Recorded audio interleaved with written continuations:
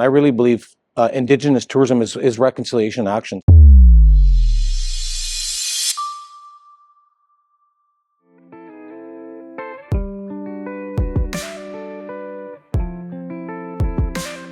Indigenous communities are not homogenous.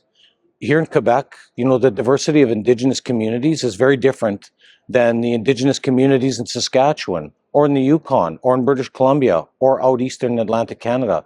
All of these cultural experiences are not the same. They may have a little bit of similar characteristics, but the stories, the information, visitors get a real diverse view of Indigenous perspectives and culture. And I think we need to continue to harness that just an amazing story of what was truly the history of this country. The tourism industry has done a really good job in Canada to grow some amazing ways to present Canada to the world, but Indigenous tourism makes it extra special.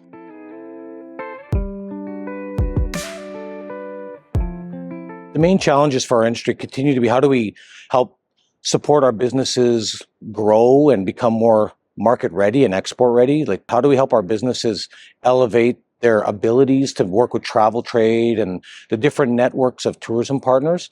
That's a big challenge for us. We know the demand is there, but unless we connect 2,700 or so businesses in this country more effectively with all the different sales channels, that will continue to limit our ability to actually reach sales to the visitors. And ultimately, we want to create sustainability. And to do that, we have to continue to grow that. So that's a big challenge for us right now.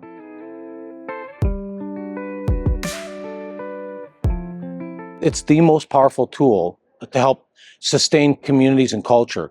We know many of our communities are having challenges bringing resources in from maybe non-extractive industries.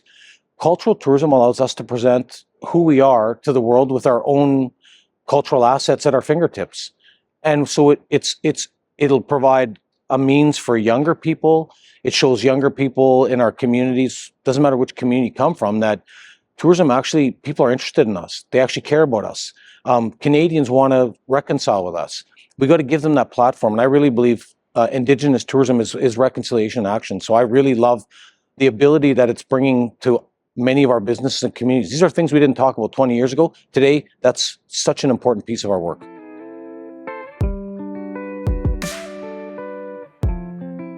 Yeah, we believe that the potential is there for us to triple the industry by 2030.